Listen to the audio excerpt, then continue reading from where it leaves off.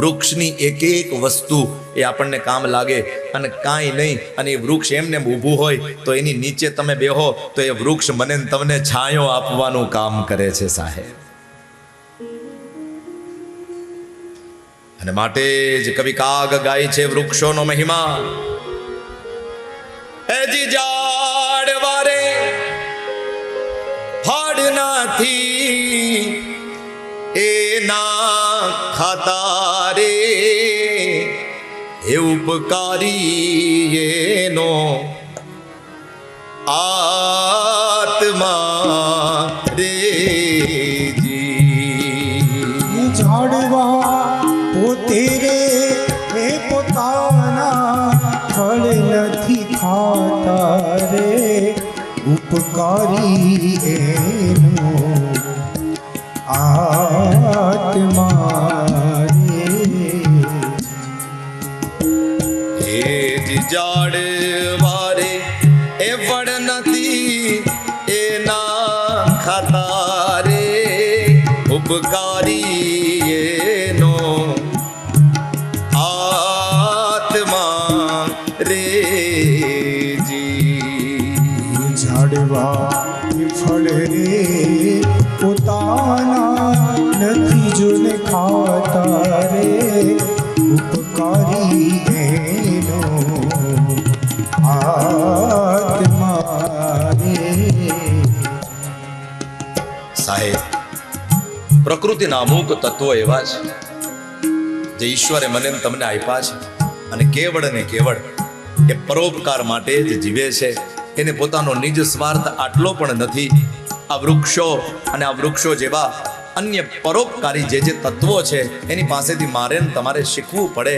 એક નિર્જીવ કક્ષાના હોય તેમ છતાં પરોપકાર કરી અને જીવે અને ખતમ થાય, અને હું તમે માણસ થઈ અને પરોપકાર ન કરીએ અને જીવન એવું જીવીએ કે જીવનની અંદર આપણે બે માણસને કામ ન લાગ્યા હોય તો એવા જીવતરની અંદર ધૂળ પડી કહેવાય. મારે ને તમારે વૃક્ષ જેવું જીવન જીવવું પડે. કારણ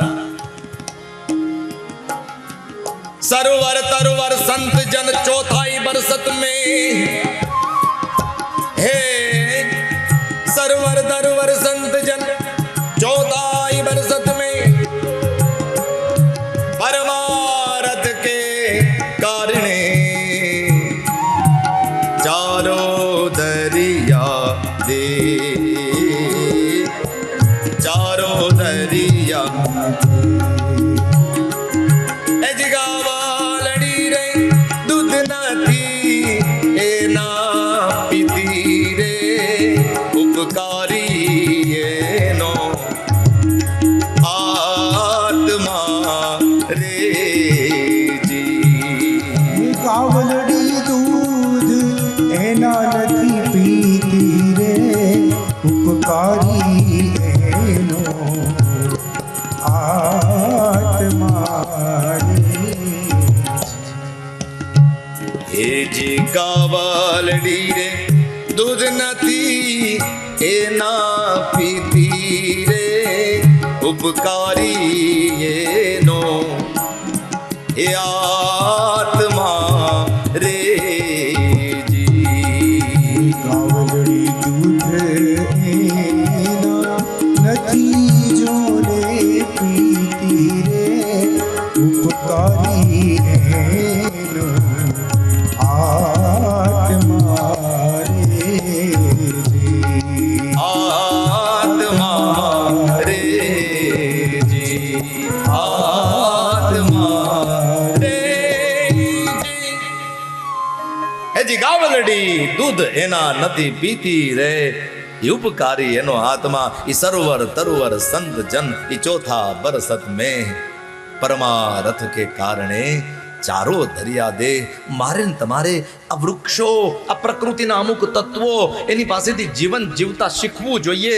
એક નિર્જીવ કક્ષાના હોય તેમ છતાં જગતને કંઈક આપીને જાય છે.